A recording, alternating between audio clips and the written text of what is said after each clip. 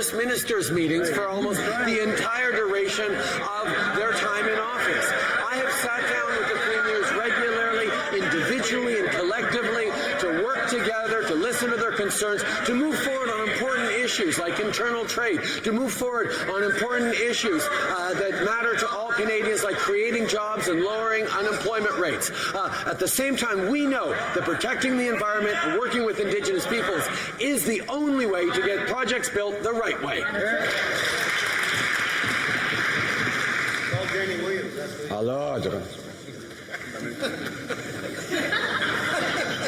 For that sweater. L'honorable député de Richmond-Arthabasca. Monsieur le Président, ce matin, le premier ministre du Québec, François Legault, a affirmé que c'est malheureux que le premier ministre libéral ait rejeté les amendements du Sénat. Le ministre de l'Environnement du Québec, lui, a manifesté les inquiétudes par rapport à 669, a proposé un amendement et a dit qu'il n'y a eu aucun dialogue avec ce gouvernement libéral. Ma question au premier ministre est simple. Comment peut-on entretenir de bonnes relations avec les gouvernements provinciaux si on ne les écoute pas? Premier ministre.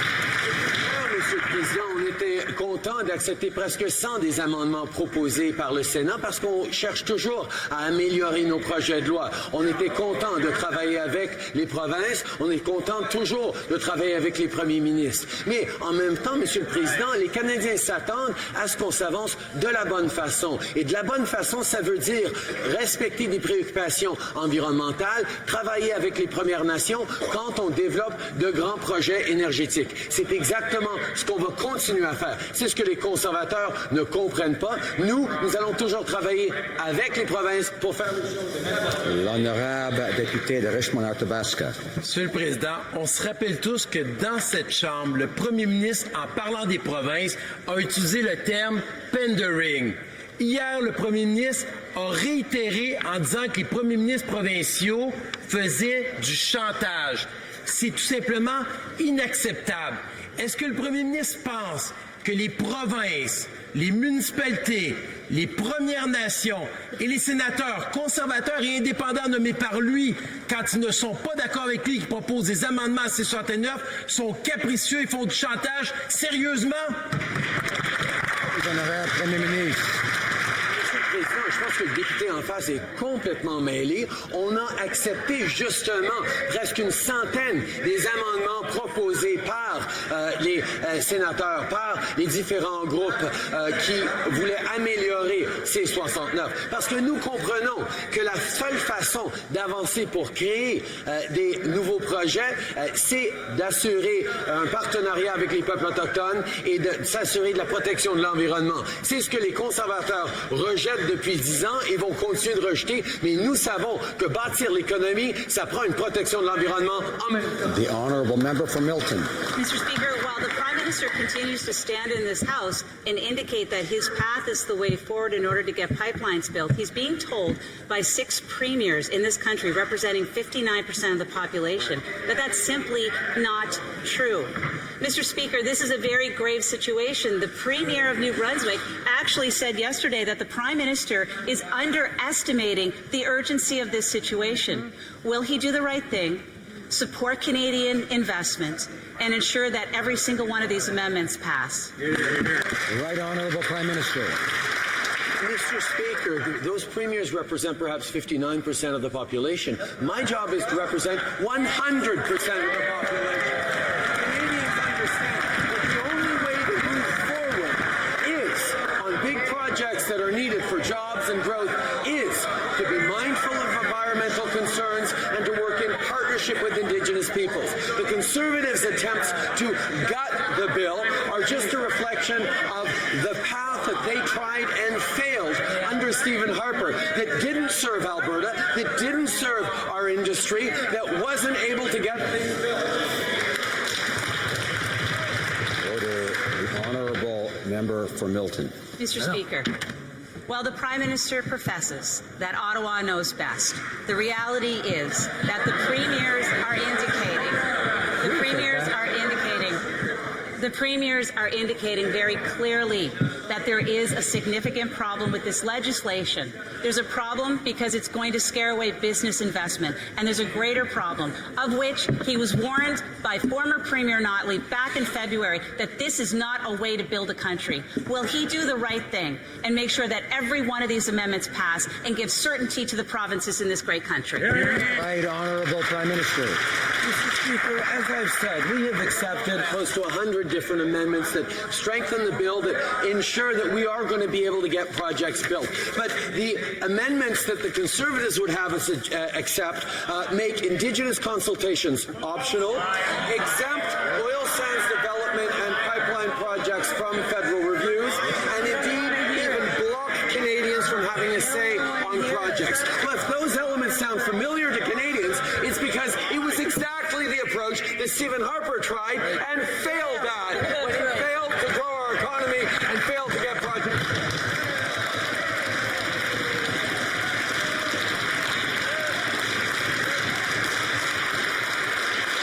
I'm starting to hear language that's unparliamentary. I remind members to restrain themselves and not to speak when someone else has the floor.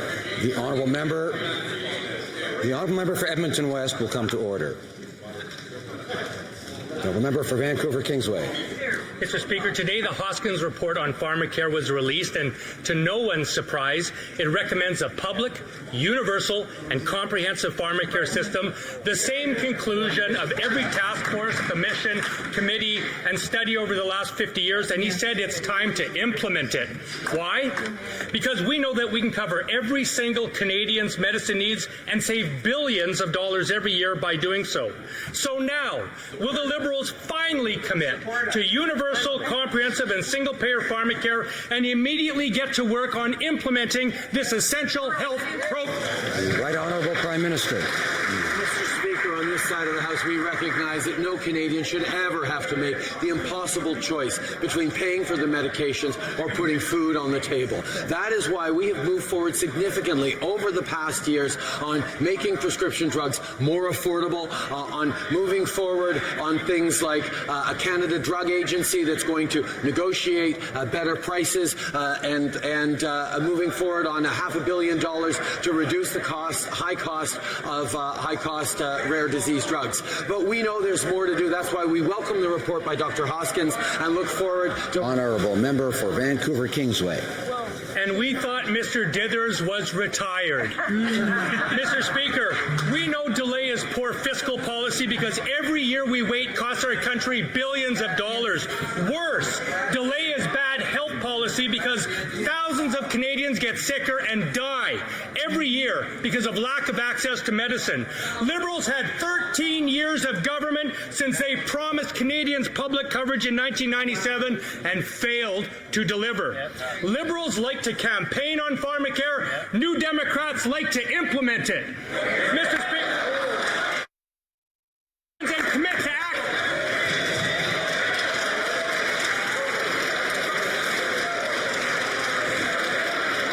I of course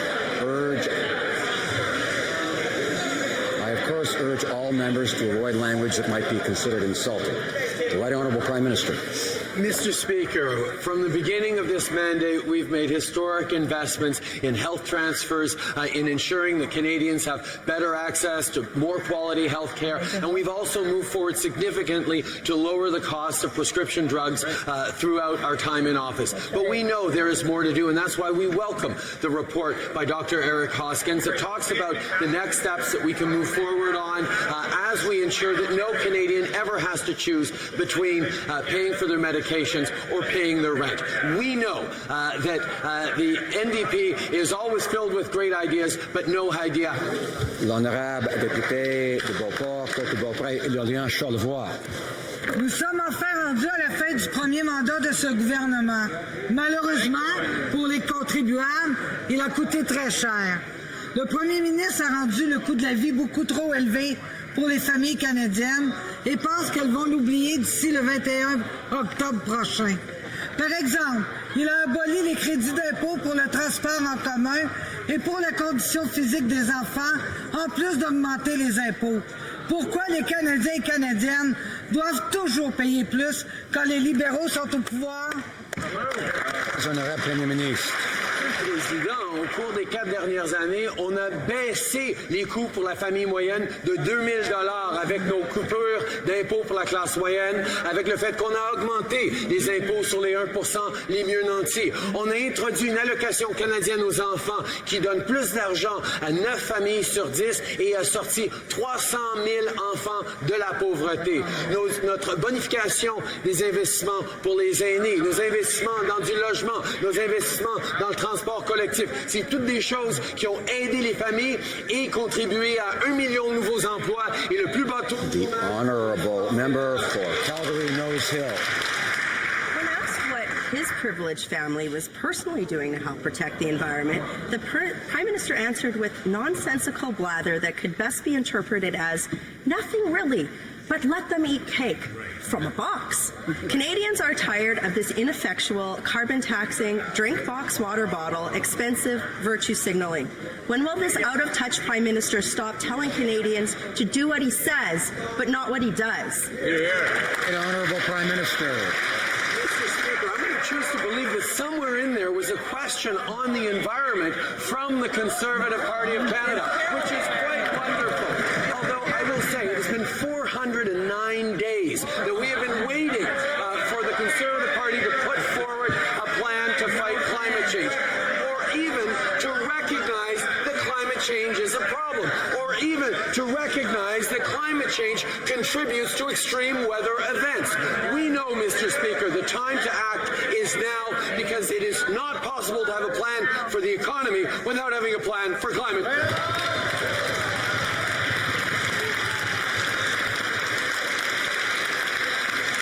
Order. I remind members that the time to speak, including the member for Edmonton Manning, is when they have the floor and not when they don't have the floor. The member for Chilliwack Hope now has the floor. This privileged Prime Minister is simply out of touch with everyday Canadians, which is why he found it so easy to cut their take-home pay by raising payroll taxes, take away their tax credits for textbooks, transit and kids' arts and sports, and slap a carbon tax on everything, making their gas, groceries and heating bills soar. Canadian families don't have a trust fund to fall back on, and under this government, they're struggling just to make ends meet. So why is this Prime Minister so hell-bent on making their lives more expensive? The right honourable Prime Minister. 4 years later, Mr. Speaker, the Conservatives are still reduced to personal attacks and inventing things, Mr. Speaker. The first thing we did was lower taxes on the middle class and raise them on the wealthiest 1%. We then delivered a Canada Child benefit that helps 9 out of 10 Canadian families with hundreds of dollars tax-free every month, has lifted 300,000 kids out of poverty as part of our plans that have lifted 800,000 Canadians out of poverty. We've continued to grow the economy with over 1 million new jobs while at the same time having the lowest. The honourable member for Chilliwack Hope. Mr. Speaker, the facts don't lie. Half of Canadian families are within $200 of not being able to pay their bills each month. A third of Canadian families are unable to cover their payments and are falling further into debt. The Prime Minister's never had to worry about his own money, but Canadian families do. They don't have an extra $60 to pay for a pack of boxed water, and they certainly can't afford $1.60 a litre for gas. And when will this out-of-touch Prime Minister stop making life more expensive for Canadian families who, under this government, are just struggling to get by? The right honourable Prime Minister. Mr. Speaker, the member opposite likes to talk about facts. Let's talk about some facts. Fact, the lowest unemployment rate in Canada in 40 years. Fact, Canadians have created 1 million jobs over the past 4 years. Fact, 300,000 kids lifted out of poverty. Fact, 825,000 Canadians lifted out of poverty. Mr. Speaker, investments in infrastructure, investments in communities, investments that have made lives more affordable and better for Canadians from coast to coast to coast. That's a fact.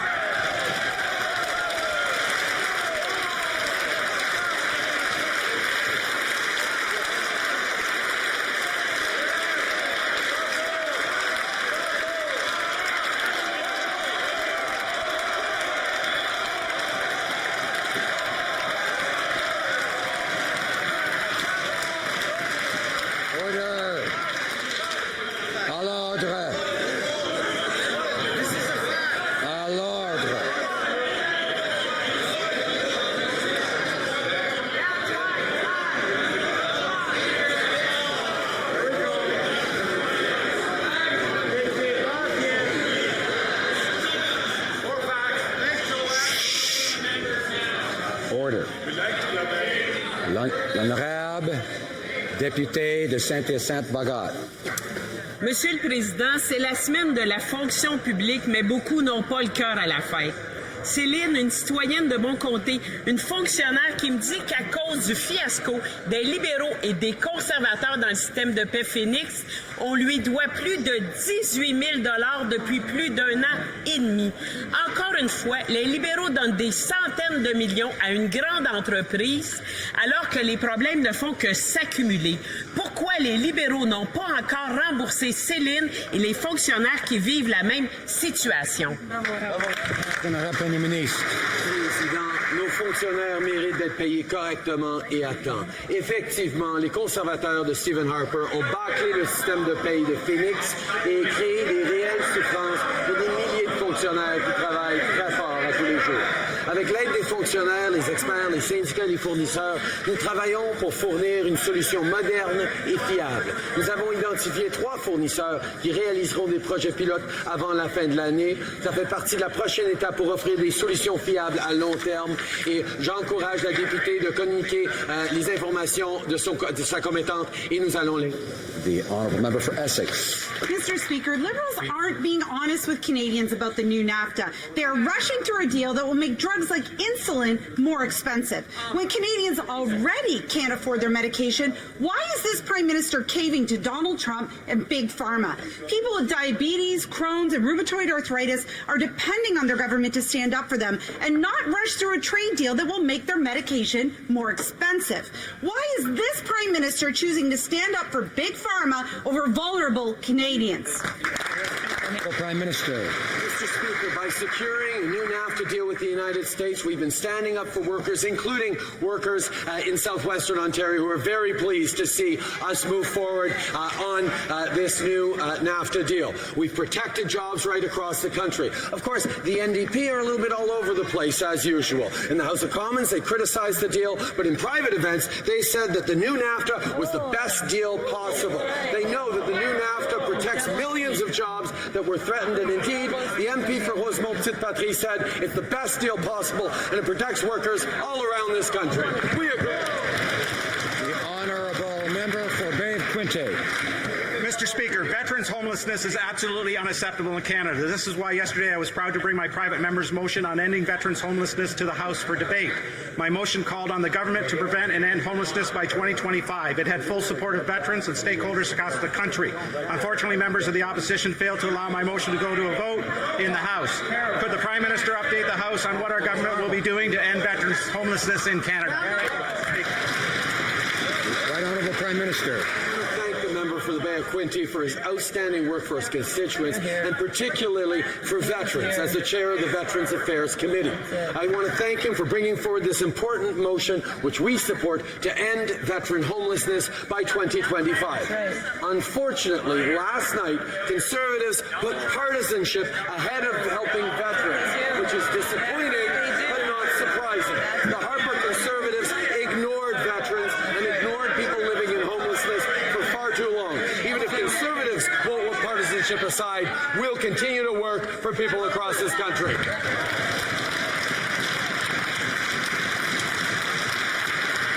Order. Most members in all parties are able to sit through question period, hear things they don't like, and not blurt things out when it isn't their turn. So I'd invite the small number that don't do that and who repeatedly feel they have to interject to not do so. Merci, Monsieur le Président. Après 4 ans au pouvoir, les libéraux ne sont même pas capables de détecter un problème avec les cibles de Paris. Comment trouver des solutions quand on n'est même pas capable d'identifier le problème? Bilan environnemental des libéraux. Ils viennent d'improviser une intention de vouloir éliminer le plastique en 2021. Ils parlent d'urgence environnementale, mais ne sont pas capables d'admettre que les cibles de Paris ne sont pas atteintes. Ils ont acheté un pipeline de plus de 4 milliards. Quand le premier ministre, qui fait croire qu'il est un grand défenseur de l'environnement, va-t-il admettre que le Canada n'atteindra pas les cibles de Paris? Je sais bien c'est ce que les conservateurs veulent penser, mais je peux rassurer les Canadiens, nous allons atteindre nos cibles de Paris. Nous savons que de protéger l'environnement, c'est la seule façon de protéger et de créer de la croissance économique en même temps. Nous avons mis un plan pour mettre un prix sur la pollution. Nous avons mis un plan de l'avant pour protéger nos océans. Nous avançons avec un plan concret pour créer de la croissance et protéger l'environnement en même temps. Les conservateurs, eux, ça fait 409 jours qu'on attend un plan qu'ils nous ont promis, qu'ils vont jamais livrer et ils savent et qu'ils veulent pas agir. Order à l'ordre. The honourable member for Thornhill. Mr. Speaker, a sitting Liberal MP's law firm has been seized by the Law Society of British Columbia. This sitting Liberal member has been removed from the BC bar. This sitting Liberal MP's law firm was used by a notorious Chinese drug boss to launder money in a multi-million-dollar real estate deal. Mr. Speaker, when did the Prime Minister become aware of this latest Liberal scandal, and what's he going to do about it? Right Honourable Prime Minister. The member in question has addressed these allegations. We continue to move forward concretely on countering money laundering in BC and right across the country with investments through the CRA and Budget 2019 that puts forward task forces on real estate audits that make sure we're working in partnership with BC to crack down on money laundering to ensure that this illegal activity ceases once and for all. Honourable member for Barrie Innisfil. Yesterday, the Public Accounts Committee sent a letter to the Finance Minister. The letter, signed by members of all parties, asked the Liberals to fund the Auditor General so that he can do his important work. And it's not lost on anyone that the Prime Minister is muzzling the Auditor General as an election approaches. Right. So much for accountability and transparency. What's the Prime Minister trying to hide? Mr. Speaker, the Prime Minister can't blame Stephen Harper on this one. So will he accept the demands of the committee, including Liberal members, and fund the Auditor General so that he can do his job? Right Honourable Prime Minister. Mr. Speaker, we continue to support the important ongoing work of the Auditor General.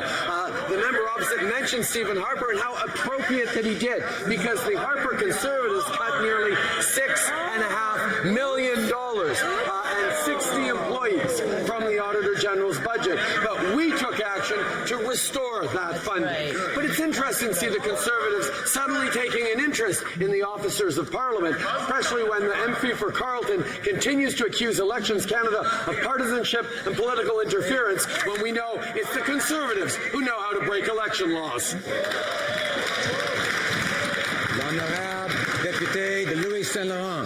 Monsieur le Président, parlons des faits. Les faits, c'est que jamais dans l'histoire, le vérificateur général n'a pas pu conclure des enquêtes par manque de fonds. Jamais. Les faits, Monsieur le Président, c'est qu'il y a un comité parlementaire qui demande au gouvernement de financer correctement le vérificateur général. Le fait, Monsieur le Président, c'est que le vérificateur général est là comme le chien de garde du gouvernement pour s'assurer qu'il ne dépense pas trop. Disons que le vérificateur général a pas mal d'ouvrages ces temps-ci à cause du gouvernement libéral. Est-ce que le gouvernement libéral va s'assurer que le vérificateur général ait en main tous les outils pour faire son travail? Pourquoi il est payé par les contribuables? Bravo. Le très honorable Premier ministre. De ce côté-ci de la Chambre, nous allons toujours appuyer le travail important et constant fait par le vérificateur général. Justement, c'est les conservateurs de Stephen Harper qui ont coupé 6,5 millions de dollars du budget du vérificateur général, ce qui a mené à la coupure de 60 employés. Les premières choses que nous avons faites, c'est de restaurer ce financement parce que nous savons que le travail fait par le vérificateur général est hyper important et nous allons toujours l'appuyer. Honourable member for Churchill-Huat-Mukaski. Mr. Speaker, this past week, Manitoba decided to privatize LifeFlight, our air ambulance service. This goes against the wishes of First Nations, Métis, and Northern communities and countless doctors and nurses. This move could force crews to take risks for profit rather than be solely concerned with the health of patients. First Nations have asked for the federal government to step in, given that they are very